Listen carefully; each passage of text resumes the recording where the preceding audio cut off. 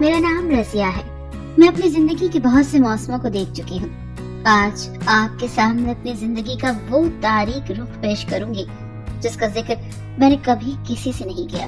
مجھے معلوم ہے کہ میری زندگی زیادہ باقی نہیں رہی اور مجھے نہیں پتا کہ کب میں اپنی آنکھیں بند کر لوں گی۔ یہ بات کوئی 15 سال پرانی ہے۔ کہانی اس وقت شروع ہوتی ہے جب راشد سے میری شادی ہوئی۔ جس طرح ہر لڑکی کی شادی کے حوالے سے سپنے ہوتے ہیں، میرے بھی تھے کہ ایک الگ گھر ہوگا جہاں میں نئی زندگی کی شروعات کروں گی، اس کو سجاؤں گی۔ میری شادی جس وقت ہوئی، میری عمر اس وقت 18 برس تھی۔ اب ایسا بھی نہیں تھا کہ زندگی کے معاملات کی سمجھ نہیں تھی۔ ہم خود غریب لوگ تھے۔ بچپن سے ہماری ساری بہنوں نے سلائی کڑھائی کا کام سیکھ لیا تھا۔ میں تو اس فن میں بہت ماہر ہو چکی تھی۔ ہم 4 بہنیں تھیں اور ایک ہمارا بھائی تھا جو سب سے چھوٹا تھا۔ راشد کا جب رشتہ آیا تو میری 2 بہنوں کی شادی ہو چکی تھی۔ اب رہ گئی میں اور خالدہ۔ تو خالدہ بھی بہت چھوٹی تھی۔ امی نے میرے لیے ان کو ہاں کر دی۔ میں بھی خوش تھی مگر اداس بھی بہت زیادہ کہ راشد کا گھر دوسرے شہر میں تھا۔ گھر والوں کی دوری کا احساس بہت تھا۔ وہ دن بھی آ گیا جب میری اور راشد کی شادی ہو گئی۔ راشد میکینک تھا۔ گھر میں ساس اور سسر تھے۔ 2 نندیں تھیں جن کی شادیاں ہو چکی تھی۔ شادی کے دوسرے دن ہی مجھے معلوم ہو گیا تھا کہ میں ایک غربت زدہ گھر سے نکل کر دوسرے غربت زدہ گھر میں آ گئی ہوں۔ شادی کے مہینے 2 بعد ہی مجھے معلوم ہو گیا کہ راشد کے گھر کے حالات بہت خراب ہیں۔ راشد کی طبیعت ایسی تھی کہ اگر کام کا موڈ ہوا تو کر لیا، نہ ہوا تو نہیں کیا۔ بعض اوقات تو پیاز اور روٹی سے بھی گزارا کرنا پڑتا۔ ایسے میں سال گزر گیا اور میری بیٹی پروین پیدا ہوئی۔ پروین شکل و صورت پر مجھ پر گئی تھی۔ بہت پیاری بچی تھی۔ اب مجھے خود سے زیادہ پروین کی فکر تھی اور میں نے پیٹ کا دوزخ بھرنے کے لیے سلائی کرنی شروع کر دی تھی اور میں محلے میں رضیہ درزن کے نام سے مشہور ہو گئی۔ گھر کے حالات ایسے تھے کہ صرف خواتین کی سلائی سے کام نہیں ہوتا تھا۔ میں نے ساتھ میں مردوں کے کپڑے بھی سینے شروع کر دیے۔ پہلے تو محلے کی خواتین ہی صرف مجھ سے کپڑے سلواتی تھی۔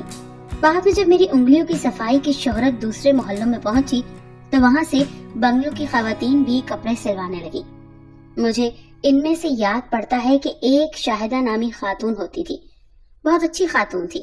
ایک دن وہ ہمارے گھر آئی اور کہنے لگی، رضیہ، تمہارے بارے میں نے بہت نام سنا ہے۔ تم بہت اچھے کپڑے سیتی ہو۔ پیسوں کی فکر نہ کرو مگر میرے کپڑوں کی سلائی خراب نہیں ہونی چاہیے۔ پہلے جو بھی درزن تھی اس نے میرے کپڑے خراب کر دیے تھے۔ تم کہیں ایسا نہ کرنا۔ یہ پہلی بار تھا جب شاہدہ نے مجھے کپڑے سینے کو دیے۔ میں نے بہت اچھے سے سلائی کی۔ شاہدہ میرے کام سے مطمئن ہو گئی اور اب اکثر وہ مجھ سے کپڑے سلوانے لگی۔ ایسے ہی بنگلوں کی خواتین تھی جن کے نام مجھے یاد ہیں۔ ان میں عائشہ، نسرین، رشیدہ، یہ ساری خواتین شامل تھیں۔ مجھے سلائی کرتے ہوئے چند سال ہو گئے تھے۔ جب میں اپنے گھر کے حالات دیکھتی اور ان خواتین کو دیکھتی تو میرے دل میں حسد کے جذبات پیدا ہونے لگے کہ آخر ان کے پاس یہ مال و دولت، یہ ساری چیزیں کیوں ہیں اور میرے پاس کیوں نہیں؟ جب امیر خواتین مجھ سے کپڑے سلواتی تو وہ میں پہن کر دیکھتی اور میری محرومی بڑھ جاتی۔ ایسے ہی مرد بھی آتے اور وہ اپنے کپڑے سلوانے کے لیے دے جاتے۔ میرے دل میں ان خواتین اور لڑکیوں کے خلاف غم و غصہ بڑھ رہا تھا۔ قسمت سے زیادہ میں ان پر غصہ تھی کہ جیسے میرے ساتھ یہ سب کچھ انہی کی وجہ سے ہو رہا ہو۔ اسی دوران میں پہلے میرے سسر اور پھر ساس کا انتقال ہو گیا۔ پروین کے بعد دانیال پیدا ہوا۔ دانیال پروین کے 10 سال بعد پیدا ہوا تھا۔ میری مصروفیت بڑھ گئی تھی اور راشد ویسے کا ویسا ہی تھا۔ میکینک کا کام اتنا عرصہ کرنے کے بعد تو لوگ اپنی دکان کھول لیتے ہیں مگر اس نے اس کام میں کبھی دل ہی نہیں لگایا۔ وہ بہت سہل پسند انسان تھا اور یہ بات میرے لیے دوہری اذیت کے جیسی تھی کہ ایک طرف بچوں کو دیکھوں تو دوسری طرف روٹی روزی کی فکر کروں۔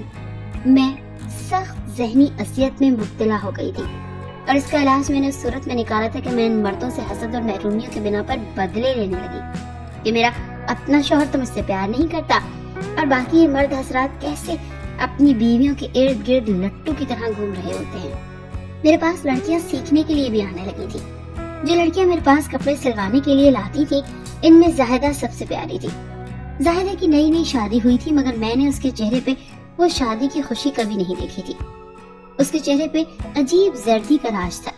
میں نے بہت بار اس کو قریدنے کی کوشش کی مگر وہ ٹال جاتی اور کچھ نہ بتاتی۔ آہستہ آہستہ وہ مجھ سے مانوس ہو گئی اور اس نے مجھے اپنا ہمدرد مانا اور مجھے اپنے رازوں میں شریک کر لیا۔ زاہدہ نے مجھے بتایا کہ وہ اپنے شوہر سے محبت نہیں کرتی، اس نے دل سے اس کو کبھی شوہر تسلیم ہی نہیں کیا تھا، حالانکہ اس کا شوہر زاہدہ سے بہت محبت کرتا تھا۔ اس کا بچپنا تھا کہ نادانی تھی، پر اس نے میرے سامنے بس ایک خواہش کا اظہار کیا کہ کسی طرح میں اس کی مدد کروں کہ اس کا شوہر اسے طلاق دے دے۔ میں نے زاہدہ سے بدلے میں کچھ زیورات اور رقم لینے کا کہا۔ زاہدہ مان گئی اور اس نے مجھے کہا کہ جتنی رقم اور زیورات چاہیے ہوں میں دینے کو تیار ہوں۔ زاہدہ کا شوہر بھی اکثر کپڑے سلوانے کے لیے آتا تھا۔ میں نے آہستہ آہستہ اس کے کان بھرنے شروع کر دیے۔ زاہدہ کے کردار کے حوالے سے اس کو کچھ من گھڑت قصے سنائے۔ وہ تو پہلے ہی زاہدہ کے انداز دیکھ چکا تھا کہ شروع دن سے ہی زاہدہ اس سے متنفر تھی۔ میرے کان بھرنے کے بعد شومئی قسمت ایسا واقعہ ہوا کہ زاہدہ کے شوہر کو میری ساری باتیں سچ معلوم ہونے لگی اور اس نے زاہدہ کو طلاق دے دی۔ یہ پہلا واقعہ تھا۔ اب تو میں نے سلائی کے ساتھ ساتھ یہ کام بھی شروع کر دیا تھا۔ جو خاتون میرے پاس آتی اس کو طلاق ہو جاتی، اور جو لڑکی اپنے شوہر کے پاس خوش نہیں ہوتی تھی میں اس کی علیحدگی کروا لیتی۔ بہت سے نیک نام خواتین کی میں نے ان کے شوہروں کے جھوٹے قصے سنائے، اور میرا کام صرف شک کا بیج ڈالنا ہوتا تھا۔ اور مرد کی فطرت تو معلوم ہی ہے سب کو کہ شک کا یہ چھوٹا سا بیج ہی چند دنوں میں ہی اس کو تناور درخت بنانے کے لیے کافی ہوتا تھا۔ مجھے یہ سب کام کرتے ہوئے یہ خیال ہی نہ رہا کہ میری اپنی بھی ایک بیٹی ہے، اور میں دوسروں کی زندگی کو خراب کرنے کا کام بہت ہی تندہی اور خوش اسلوبی سے کر رہی تھی۔ راشد کو تو میں نے شوہر ہی نہیں مانا تھا، یہ صرف نام کا ہی شوہر تھا جو میری ہی کمائی پر پل رہا تھا، تو وہ بھی میرے دباؤ میں ہی ہوتا تھا۔ میری بیٹی پروین 16 کے سن میں قدم رکھ چکی تھی۔ میں اس کو تعلیم دلوا رہی تھی کہ مجھے لگتا تھا کہ ایک کام ٹھیک ہے جو میں کر رہی ہوں، وہ ہے میری بیٹی کو تعلیم دلوانا۔ دانیال بھی اسکول جاتا تھا۔ خیر، تو میں بتا رہی تھی کہ پروین اب بڑی ہو چکی تھی، مگر میرا اس کی طرف دھیان ہی نہیں تھا، اور وہ میرے کام کو، ہر چیز کو انتہائی باریک بینی سے دیکھتی تھی۔ پروین کے بچپن سے ہی عادت تھی کہ گہرا مشاہدہ کرتی تھی، بڑے ہونے کے بعد تو یہ عادت اور پختہ ہو گئی تھی۔ وہ دیکھتی تھی کہ کون سے لوگ مجھ سے ملنے آتے ہیں، میں خواتین سے کیسے بات کرتی ہوں، ان سے کیسے پیش آتی ہوں۔ ایک دن اسے مجھ پر شک ہو گیا۔ مجھے معلوم نہ تھا کہ میرے لیے تو وہ ابھی بھی بالکل بچی ہی تھی۔ دانیال بھی اب بڑا ہونے لگا تھا۔ پروین نے ایک دن خود ہی اپنا شک دور کرنے کی کوشش کی اور یہ معلوم کرنے کی کوشش کی کہ آخر جو خواتین میرے پاس آتی ہیں تو بعد میں ان کی طلاق کیوں ہو جاتی ہے۔ مجھے علم نہیں تھا کہ پروین کے شک کا ایک دن پروین نے اپنی سہیلی کے گھر جانے کی اجازت مانگی۔ میں نے دے دی۔ اس نے چادر اوڑھی اور اپنی سہیلی کے گھر چلی گئی۔ پروین کے جانے کے 2 گھنٹے کے بعد ایک لڑکی آئی جو پہلی ہی نظر میں مجھے پروین کے جیسی لگی، مگر اس کے کپڑے، اس کا میک اپ اور برقع دیکھ کر میں خود اپنے ہی خیال پر ہنسی۔ آواز اس کی ذرا خراب لگ رہی تھی۔ اس نے مجھے ایک جوڑا دیا جو وہ سلوانے کے لیے لائی تھی۔ میں نے گپ شپ شروع کی۔ اسے بہت کہا کہ وہ اپنا چہرہ دکھا دے، مگر وہ نہ مانی۔ میں نے اس کے سسرال، اس کی شادی کا پوچھا تو معلوم ہوا کہ ابھی 2 مہینے ہی ہوئے ہیں۔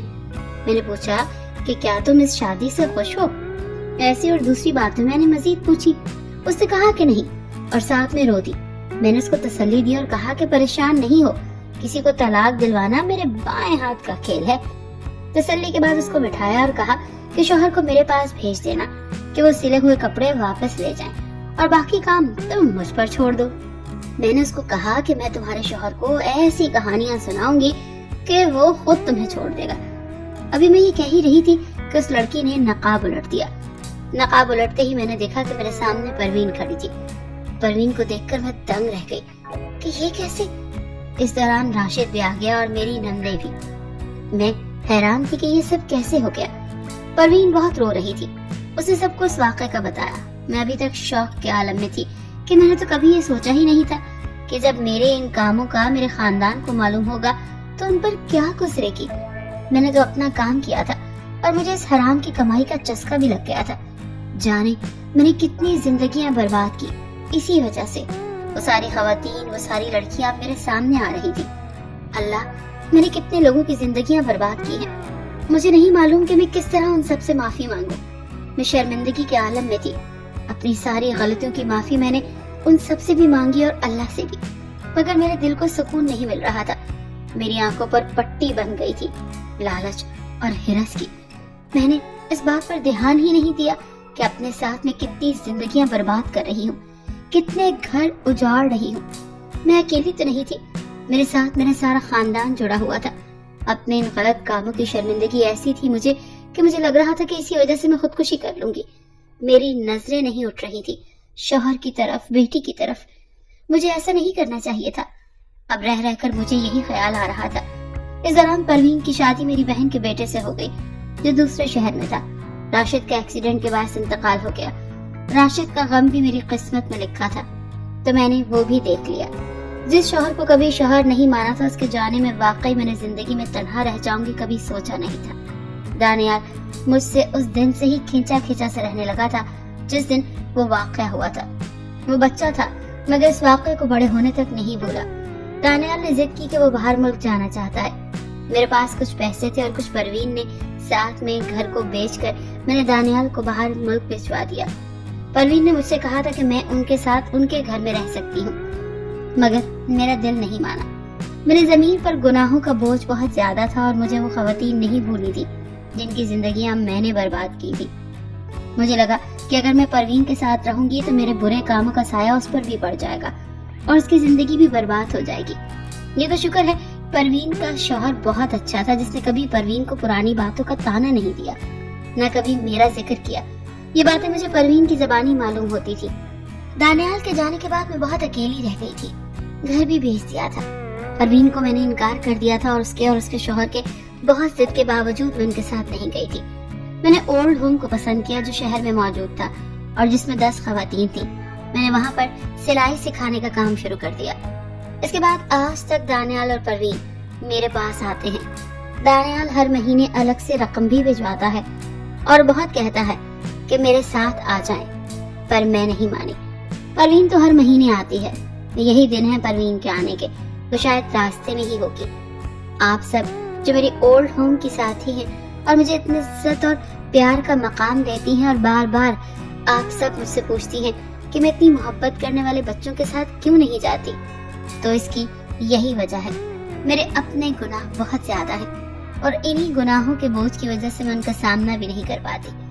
میری آپ سب سے ایک درخواست ہے کہ میرے لیے بہت دعا کریں، جو مجھے موت آنے میں آسانی ہو اور اللہ تعالیٰ میری تکالیف کو کم کر دے۔ آپ سب بھی مجھے معاف کر دیجیے گا اگر یہاں پہ میں نے کوئی سی بھی تکلیف آپ سب کو دی ہو۔ مجھے یقین ہے کہ میرا اللہ بھی مجھے معاف کر دے گا کہ وہ بہت ہی رحیم و کریم ہے، وہ اپنے بندوں کو معاف فرمانے والا ہے۔